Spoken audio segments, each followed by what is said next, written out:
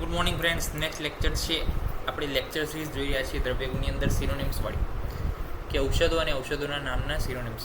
તેની અંદર આદ્રક વિશે વાત કરવી છે. આદ્રકના સિનોનિમ્સ શું છે? શૃંગવેર, એટલે કે આદુ કેવું હોય? ગાંઠોવાળું હોય. ઓકે, જેમ એનો કોઈ આકાર નથી, એનો કોઈ શેપ નથી, ગમે ત્યાંથી આપણને તોડીને આપી દે, 500 ગ્રામ લો, 200 ગ્રામ લો, તો એ ગાંઠોવાળું હોય. કટુભદ્ર એટલે કટુ રસ છે, બહુ તીખો રસ છે. પછી વિશ્વા, નાગર. નાગર એટલે શું? એ એક્સપર્ટ છે ને એ કરી દીધા. વિશ્વ ભેષજમ એટલે કે ઘણી ઔષધીય ગુણ એની અંદર રહેલા છે. વિશ્વ એટલે કે ઘણા બધા, અને ભેષજમ એટલે કે ગુણ ઔષધીય. મહૌષધમ છે, ઉષ્ણ છે, અને આદ્રિકા એટલે કે એને આદુ કહે છે. તો શૃંગવેર થઈ ગયું, કટોભદ્ર, પછી વિશ્વા, નાગર, વિશ્વ ભેષજમ, આદ્રિકા, પછી મહૌષધમ, ઉષ્ણમ એના ગુણ ઉપર. તો એ રીતના જે છે સિનોનિમ્સ આદુના છે. વાત કરવી છે અર્જુનની. કકુબ એટલે કે લાર્જ ટ્રી છે. વીર વૃક્ષ એટલે કે પોટેન્ટ ડ્રગ છે.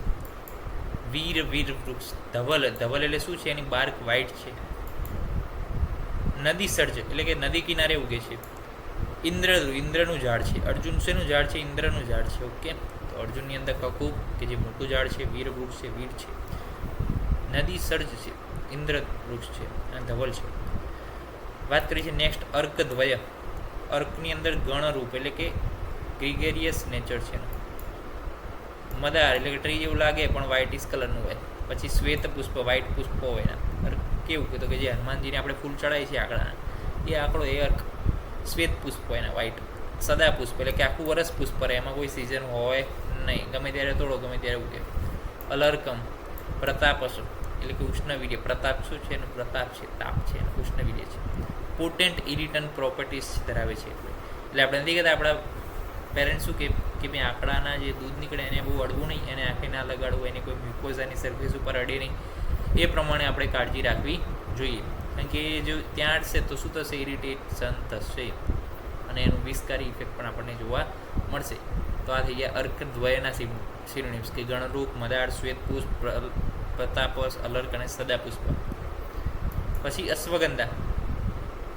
તો વાજી ગંધા એટલે કે ઘોડાના મૂત્ર જેવી રૂટની ગંધ આવે. અશ્વ, વાજી એ તો સેમ જ છે, ઘોડો. અશ્વ એટલે ઘોડો, વાજી એટલે ઘોડો. તો વાજી ગંધા, અશ્વગંધા. પછી વરાહકરણી એટલે કે પત્ર, ઇયર ઓફ ધ પીક્સ જેવું હોય. કુંડના કેવા કાન હોય એ પ્રકારનો. વરદા જે દર્દી માટે શું છે? વરદાન રૂપ છે અશ્વગંધા, કેમ કે ઇમ્યુનિટી વધારે છે. બલદા એટલે કે બળ આપનારી છે. કુષ્ઠગંધીની, ખરાબ ગંધ ધરાવે છે. કેવી ગંધ? કે ઘોડાના મૂત્ર જેવી રૂપની ગંધ, એટલે કે કુષ્ઠગંધીની. પછી કામરૂપિણી, તો ફેસનું કોમ્પ્લેક્શન વધી જાય. હયદ્વયા એટલે કે હય એટલે કે ઘોડાના જે બધા સિનોનિમ્સ છે એની અંદર યુઝ થાય છે, એટલે હયદ્વયા ઘોડાના બધા સિનોનિમ્સ એને આપી દીધા છે અશ્વગંધાને. તો અશ્વગંધાની અંદર વાજીગંધા, કુષ્ઠગંધીની, વરાહકરણી, વરદા, બલદા, કામરૂપિણી, હયદ્વયા.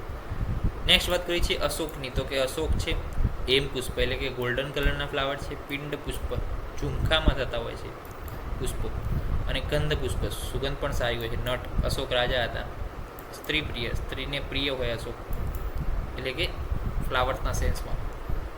તામ્રપલ્લવ, લીવ્સ જે છે તામ્ર જેવા ગોલ્ડન કલરના હોય છે એટલા માટે. તો કલર ઉપરથી, ફ્લાવરના કલર ઉપરથી ઘણા બધા સિનોનિમ્સ છે. હેમ પુષ્પ, પિંડ પુષ્પ, કંદ પુષ્પ, તામ્ર પુષ્પ, અશોક, સ્ત્રી પ્રિય અને નટ. નેક્સ્ટ વાત કરવી છે લાસ્ટમાં અતિવિષાની. તો અતિવિષા છે વિષા, પ્રતિવિષા, ઉપવિષા, આ ચાર યાદ રહે સંગારે. પછી અરુણ એટલે કે શુક્લકંદ, આ બંને યાદ રહે.